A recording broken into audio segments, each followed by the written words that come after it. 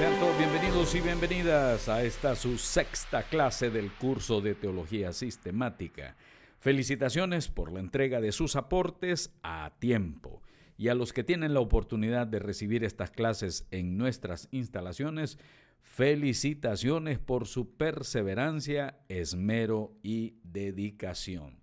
El objetivo específico de esta clase es que al finalizar la clase, el o la estudiante conocerán los atributos comunicables de Dios. Es decir, al finalizar la clase, nosotros queremos que todos y cada uno de ustedes conozcan más sobre los atributos comunicables de Dios. Recordando que el tema principal son los atributos de Dios y los tenemos divididos en tres partes. Esta es la segunda parte. Pero antes debemos de recordar qué son los atributos de Dios, cualidades o perfecciones que descubrimos en Dios y que constituyen su esencia. Ustedes lo escribieron en la clase pasada, simplemente lo estamos recordando. Los atributos de Dios son cualidades o perfecciones que descubrimos en Dios y que constituyen su esencia. También mencionamos en la clase anterior que estos atributos los clasificamos en atributos comunicables y los incomunicables. Ya vimos en las clases anteriores los incomunicables, hoy haremos énfasis en los atributos comunicables. Entonces, ¿cuáles son los atributos comunicables de Dios? Son aquellos que también podemos poseer los seres humanos. Dios nos comunicó esos atributos también a nosotros de cierta manera y usted puede encontrar estas conductas, estos valores, estos atributos en los seres humanos también. La bondad, la justicia, el amor, la misericordia, la verdad. Todo esto lo vamos a estar viendo nosotros acá. Pero en esta ocasión vamos a ver 4 subtítulos, 4 subtemas. Entre ellos la santidad como uno de los atributos comunicables de Dios, la justicia, la soberanía y la verdad. Son los 4 temas que vamos a estar desarrollando en esta ocasión.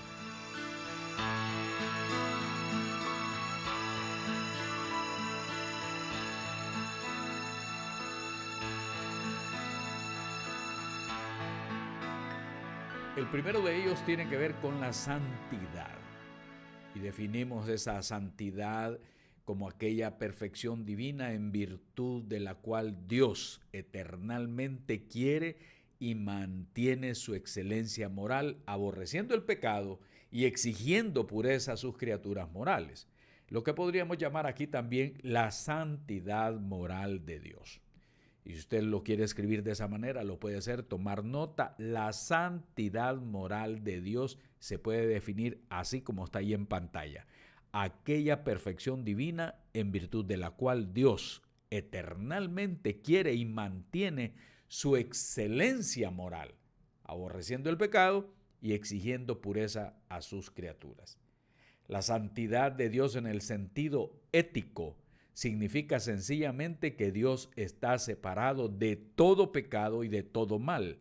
Dios no puede tener comunión con el pecado y usted puede encontrar más ahí en Job capítulo 34, versículo 10 y en Habacuc 1:13.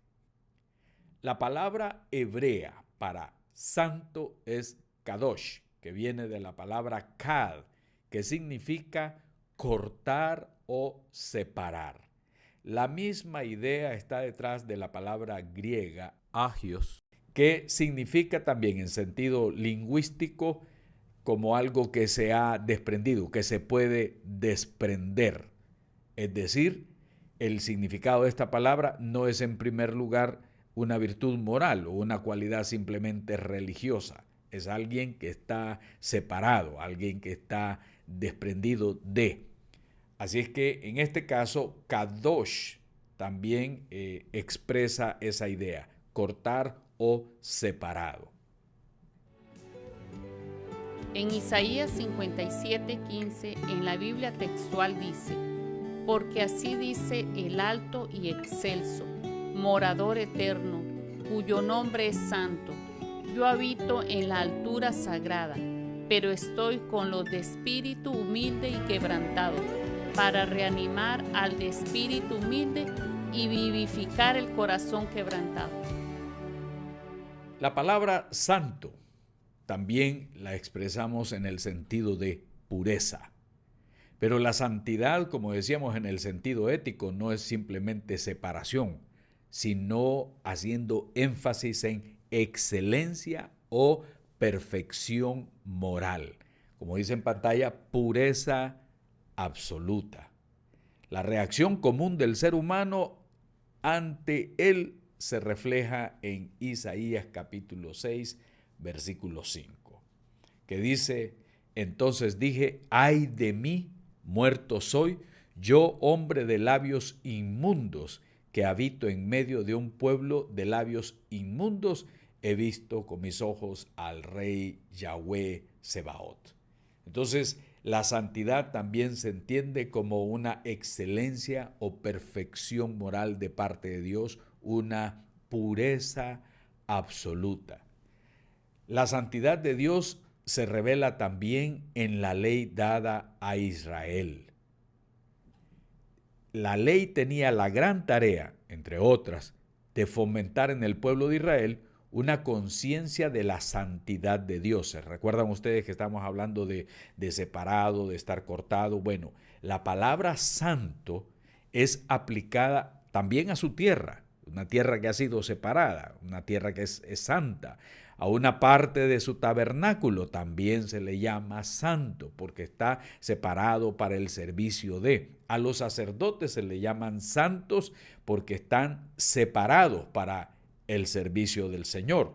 Y a ciertos utensilios también se les llamaba santos. Esta es la idea que tenemos de todas estas cosas que están al servicio de Dios. Significa que están separadas para su uso, para su servicio. El llamado de Dios para su pueblo es a tener la condición de ser santos, de vivir en santidad y reflejar así ser testimonio a los demás pueblos, Kadosh significa pues cortar, pero en este caso sería cortar con el mal, separarse de toda especie de maldad. Y por eso vemos nosotros ahí en Levítico 19:2, que dice: habla a toda la asamblea de los hijos de Israel y diles: sed santos, porque yo, Yahweh, vuestro Dios, soy santo. Vamos a repasar un poquito estos conceptos.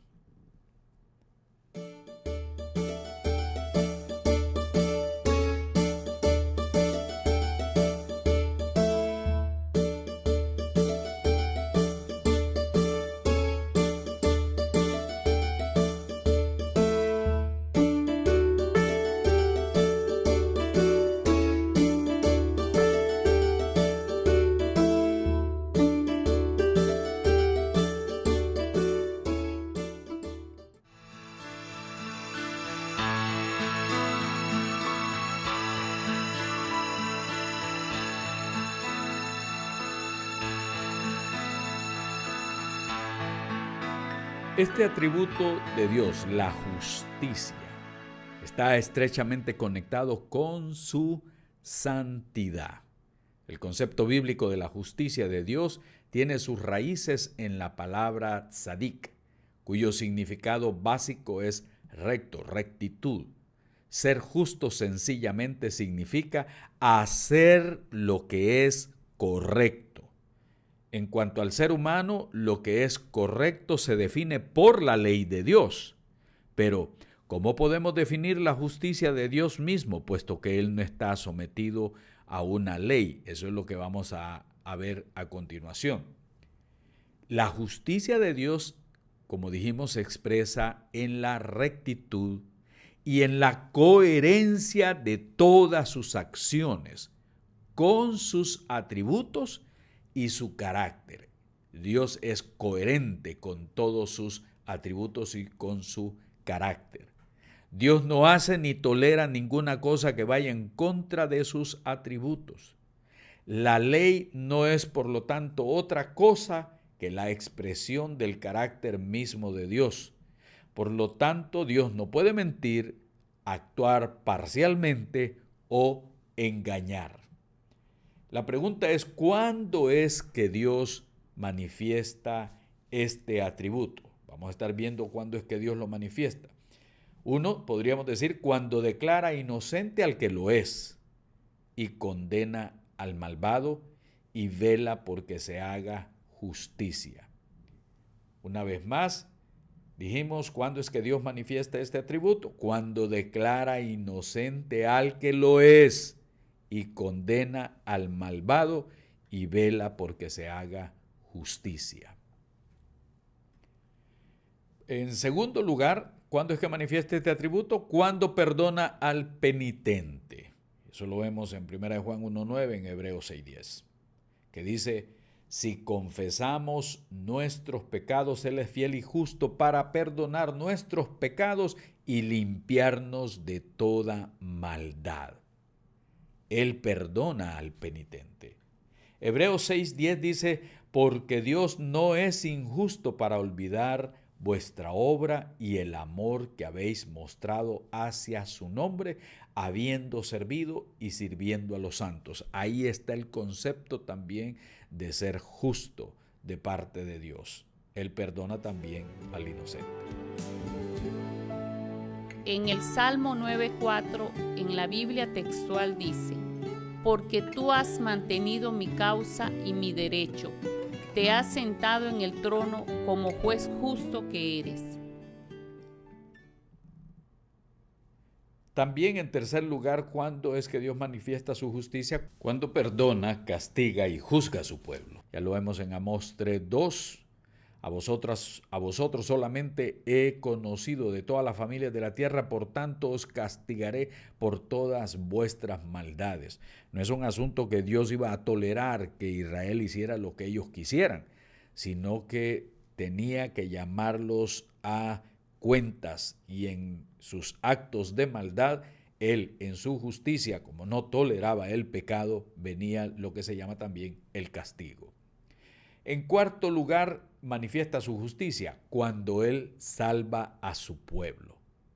La interposición de Dios en favor de su pueblo se denomina su justicia. Isaías 46:13 lo dice ahí. Haré que se acerque mi justicia, no se alejará, y mi salvación no se detendrá, y pondré salvación en Sión y mi gloria en Israel.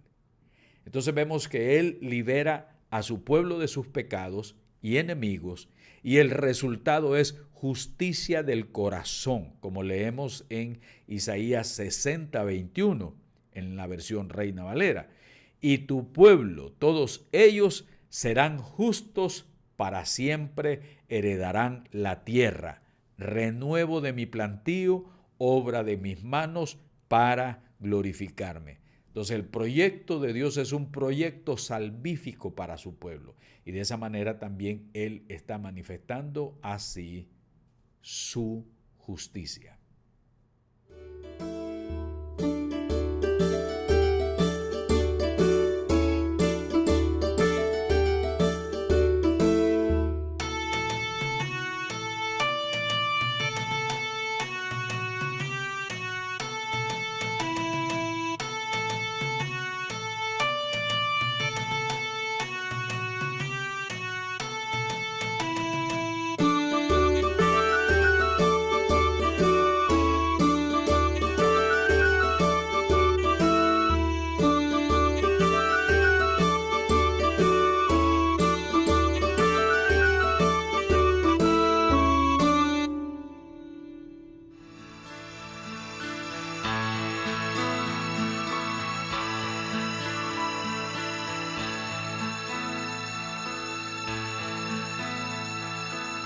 Ahora bien, vamos a ver también acerca de la soberanía. Dios es el creador de todo el universo, su voluntad es la causa de todas las cosas, y Él ejerce el gobierno ilimitado sobre el universo. Él ejerce el gobierno ilimitado sobre el universo. Por ser Él el creador del mundo, todo el universo le pertenece a Él. Él tiene la autoridad absoluta sobre los ángeles, incluyendo ahí los ángeles caídos y los seres humanos. Él mantiene todas las cosas con su poder ilimitado y determina los fines y el propósito de todas las cosas. Él gobierna como Rey del universo. En el ejercicio de su voluntad, Dios está absolutamente libre. Él ejerce su voluntad siempre de acuerdo con sus atributos y esto es a la vez la expresión máxima de libertad. Dios, sin embargo, no tiene que obedecer ninguna ley superior ni a ninguna causalidad. Él es soberano, por eso estamos hablando de la soberanía de Dios. Básicamente se puede hacer una distinción entre voluntad decretada y revelada de parte de Dios hacia nosotros y la voluntad decretada pero que es secreta, que solamente Él la conoce. Y esta diferencia tiene su base en Deuteronomio 29:29, que lo hemos leído en otras ocasiones, que dice: las cosas secretas pertenecen a Yahweh nuestro Dios, pero las reveladas son para nosotros y para nuestros hijos para siempre, para que cumplamos todas las palabras de esta ley. Las cosas secretas pertenecen al Señor. Así que muchos se esfuerzan por tratar de entrar en esas dimensiones, en esas esferas, sin ningún fruto. La voluntad decretada de Dios está básicamente escondida en Dios y por lo tanto muchas veces, o mejor dicho, desconocida. La voluntad decretada, secreta, la no conocida, es solamente conocida de parte de Dios y desconocida para nosotros. ¿Cómo podemos entender esto? Vamos a ver. Romanos 11, 33 al 36 dice: oh profundidad de las riquezas de la sabiduría y del conocimiento de Dios. Cuán insondables son tus juicios e inescrutables sus caminos. Pues ¿quién entendió la mente del Señor? ¿O quién fue su consejero? ¿O quién le dio a él primero para que le sea recompensado? Porque de él, por él y en él son todas las cosas. A él sea la gloria por siempre. Amén. Su voluntad revelada nos ha sido a nosotros dada a conocer en la palabra de Dios. Ahí encontramos nosotros realmente qué es lo que Dios quería que nosotros supiéramos. Pero las cosas secretas le pertenecen solamente a Él. En Nehemías 9:6, en la Biblia textual dice: tú solo eres Yahweh, tú hiciste los cielos de los cielos y toda su hueste, la tierra y cuanto hay en ella, los mares y todo lo que contienen. Tú das vida a todo ello, y las huestes de los cielos se postran ante ti. En Apocalipsis 19:6 dice: y oí como la voz de una gran multitud, como el estruendo de muchas aguas y como la voz de grandes truenos que decía: aleluya, porque el Señor nuestro Dios Todopoderoso reina. Un pasaje que revela de una manera maravillosa la soberanía de parte de Dios. Porque Dios Todopoderoso reina. Él es el Dios soberano. Hay algo interesante dentro de los atributos de Dios, como es la santidad, como es su soberanía, como es la verdad y todos estos, que son comunicables al ser humano. Y podemos encontrar que el ser humano tiene el llamado a ser santo, pero también tiene el llamado a reconocer la soberanía de Dios. Porque muchas personas dicen, como dice la palabra de Dios, ustedes dicen que son mis discípulos, pero no hacen lo que yo les digo. Entonces, pero nos gusta cantar, tú reinas para siempre, tú reinas por la eternidad, tú eres Dios todopoderoso. Y hay una cantidad de cantos que dentro del cristianismo entonamos, donde le decimos a Él que Él es el que reina, pero nuestro corazón no se deja reinar. Entonces, ¿qué es lo que se cumple? Se cumple aquello que dice: este pueblo de labios me honra, pero su corazón está lejos de mí. Así que es algo para que reflexionemos acerca de estos atributos, especialmente la soberanía. Si Dios es mi rey. Repasemos un poco.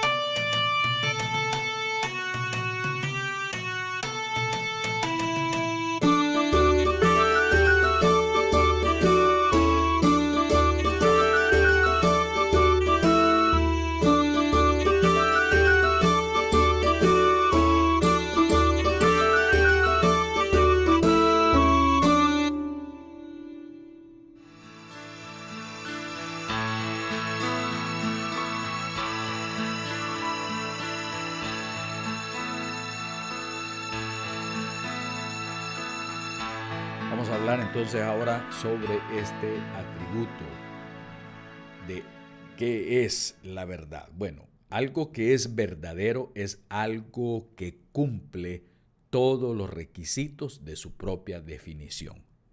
Esta es la definición de esto, entonces vemos si realmente cumple todos los requisitos. Por ejemplo, Dios verdadero significa que Yahweh es el único que cumple con todas las perfecciones que Dios tiene para ser Dios. Por eso decimos Dios es nuestro Dios y Él es verdadero Dios. Lo verdadero es algo en que la apariencia o la manifestación concuerdan totalmente con la esencia o el carácter. Como dice ahí en pantalla en Romanos 3:4, antes bien sea Dios veraz y todo hombre mentiroso. Este pasaje a muchos como que no les agrada bastante porque tenemos que reconocer que el único verdadero es nuestro Padre eterno celestial. Dios es verdad o verdadero porque Él es exactamente lo que pretende ser. Uno se puede fiar totalmente en la verdad porque Dios no falla ni engaña, porque Dios no cambia y Él es fiel y justo. También Él es verdad. Dios verdadero, como también lo mencionan en el credo. En Jeremías 10:10, en la versión textual, dice: pero Yahweh es el Dios verdadero, Él es Dios viviente y el Rey eterno. Por su ira se estremece la tierra y las naciones no pueden soportar su indignación. Dios verdadero. En Isaías 44, del 6 al 8, en la Biblia textual dice: así dice Yahweh, Rey de Israel, su Redentor, Yahweh Sebaot, yo soy el primero y yo soy el último. Fuera de mí no hay Dios. ¿Y quién como yo puede proclamarlo? Que lo diga y lo exponga ante mí. Sí, que le anuncie las cosas venideras, las que han de suceder, como yo lo he hecho desde que establecí al pueblo antiguo. No temáis ni os amedrentéis. ¿No te lo he anunciado y predicho? Entonces vosotros sois mis testigos. ¿Hay Dios o roca fuera de mí? No lo conozco.